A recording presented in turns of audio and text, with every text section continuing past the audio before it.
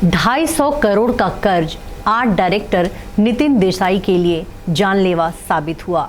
उन्होंने 180 करोड़ का कर्ज ले रखा था, जो बढ़ते बढ़ते 250 करोड़ हो गया था और ये कर्ज वो चुका नहीं पा रहे थे। और इसी वजह से नितिन देसाई ने अपने करजत में बने एनडी स्टूडियो में जाकर के वहाँ पर उन्होंने खुदकुशी कर ली। अपने पीछे वो एक बेटा, बेटी और पत्नी छोड़ गए हैं।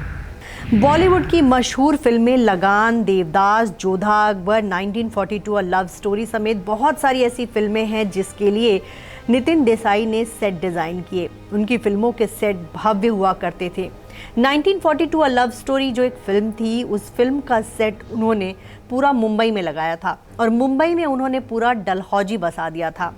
जितनी भी बड़ी फिल्में आप देख लें बॉलीवुड की रही हैं, चाहे वो देवदास हो, चाहे वो जोधा अकबर हो, चाहे वो हम दिल दे चुके सनम हो, इन तमाम फिल्मों के लिए उन्होंने सेट बनाए।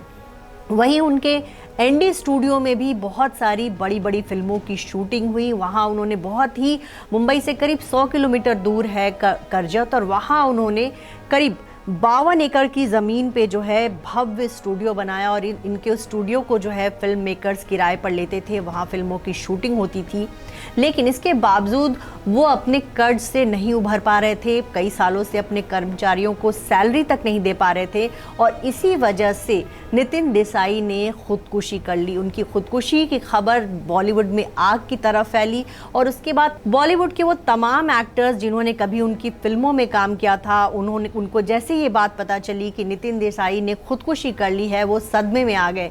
और उसके बाद से सोशल मीडिया पर एक के बाद एक कई सारे एक्टर्स ने उनके लिए श्रद्धांजलि लिखी, उनके निधन पर जो है दुख जताया। आपको ये बताएं कि नितिन देसाई जो है बीती रात अपने करजत वाले एनडी स्टूडियो में गए थे। वहाँ रात के करीब 4:30 बजे कहा जा रहा है कि उन्होंने खुदकुशी की। उनके कर्मचारियों ने दरवाज़ा खटखटाया था, लेकिन वो दरवाज़ा नहीं खोल रहे थे। तब खिड़की से देखा गया और तब देखा गया कि नितिन देसाई का शव जो है पंखे से लटका हुआ है। सुबह 4:30 बजे का वो वक्त था और उसके बाद तुरंत पुलिस को सूचना दी गई और उनको जो है पुलिस आई। पुलिस ने मौके पर पहुंचकर लाश को जो है उतारा और उसके बाद उन्हें पोस्टमार्टम के लिए भेज दिया गया। इस पूरे मामले की जो देखभाल है वो रायगढ़ पुलिस कर रही है और वहीं पर जो है एडीआर जो है दर्ज किया गया है। नितिन देसाई ने अपने लिए कोई सुसाइड नोट नहीं छोड़ा है, आपको ये बता दें, और मौत को गले लगाने से पहले उन्होंने ऑडियो मैसेज रिकॉर्ड किया जो कि पुलिस को उनके मोबाइल से मिला है। सूत्रों की माने तो ऑडियो मैसेज में नितिन देसाई ने अपनी परेशानी बताई है और करजत के जो स्थानीय विधायक हैं मनीष मालदी, उन्होंने भी एक बयान दिया है। एनडी स्टूडियो के वजह से वो आर्थिक विवंचना में थे, इतना मुझे 1-1.5 महीने पहले जब मुलाकात हुई थी तब उन्होंने बताया था। कब हुई घटना, क्या हुआ आपको? आज सुबह 4 बजे हुई। हमारे वहाँ के प्रमुख कार्यकर्ता सुधीर ठोमरे जी ने अभी मुझे 8-8:30 बजे फोन पे जानकारी दी। हाँ, आपने कहा कि आपके क्षेत्र के जो वहाँ पे काम भी करते थे लोग, क्या बात होती थी? नितिन देसाई जी ने वहीं के लोकल लोगों को ही, बच्चों को ही काम दिया था, वही काम करते थे। तभी उनके यहाँ से हमें पता चला कि वो आर्थिक विवंचना में थे और ये आत्महत्या का और कोई कारण अभी तो प्राइमा फेसिया दिख नहीं रहा। आत्महत्या का कारण आर्थिक विवंचना यही हो सकता है। सूत्रों की माने तो नितिन देसाई मंगलवार रात दिल्ली से लौटे थे। नितिन देसाई और उनकी कंपनी एमडी स्टूडियो जो है लंबे समय से कर्ज में थी। बताया जा रहा है कि नितिन देसाई ने एडलावाइज कंपनी से कर्ज लिया था। इनका जो कर्ज था करीब 180 करोड़ का था और ब्याज मिलाकर ये पूरी रकम जो है 250 करोड़ पहुंच गई थी और पिछले कुछ सालों से वो ब्याज की रकम भी नहीं दे रहे थे और ऐसे में माना जा रहा है कि उनका कर्ज बढ़ता जा रहा था और उनके ऊपर केस तक कर दिया गया था और इस मामले की सुनवाई जो है अदालत में चल रही थी और उन पर ये दबाव बनाया जा रहा था कि वो जो है कंपनी को अपना एनडी स्टूडियो दे दें, उसको जब्त करने की बात आ रही थी और इसी वजह से वो काफ़ी परेशानी में थे। नितिन देसाई बहुत आर्थिक तंगी से जूझ रहे थे और फिर उनको जब कुछ समझ में नहीं आया तो उन्होंने अपनी जान दे दी। नितिन देसाई के करियर की बात करें तो उन्होंने 1987 में अपने करियर की शुरुआत की थी। 36 साल के करियर में उन्होंने बहुत सारी फिल्में की। कहा जा रहा है कि करीब 197 फिल्में थीं और 200 से ज़्यादा टीवी शोज़ के उन्होंने सेट्स बनाए। पिछले दिनों चर्चा ये थी कि लाल बागचा के जो राजा हैं, जो कि मुंबई का मशहूर गणपति पंडाल है, उस पंडाल पंडाल को भी वही सजाते हैं, वहाँ का पूरा जो डिज़ाइनिंग है वही देखते रहे हैं हमेशा से।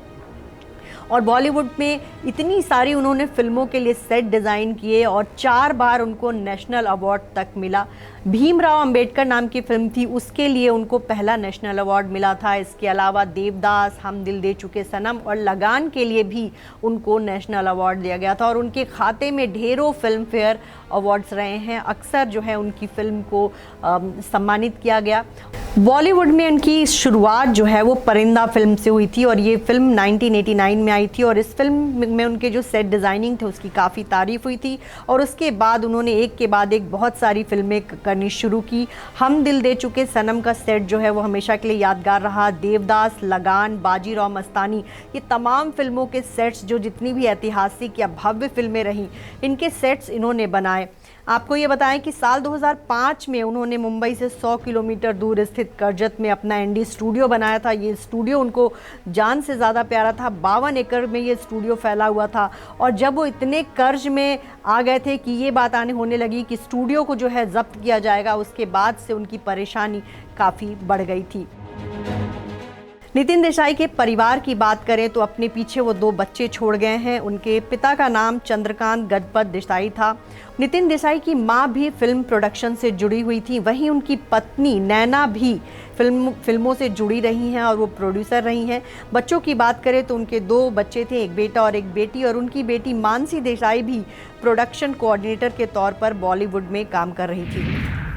नितिन देसाई का निधन बॉलीवुड के लिए एक बहुत बड़ा नुकसान है। इतनी सारी फिल्मों के उन्होंने सेट्स बनाए और उनके निधन के बाद ये सोचा जा रहा है कि तमाम ये जो बड़ी बड़ी फिल्में होंगी उनके लिए सेट्स कौन बनाएगा।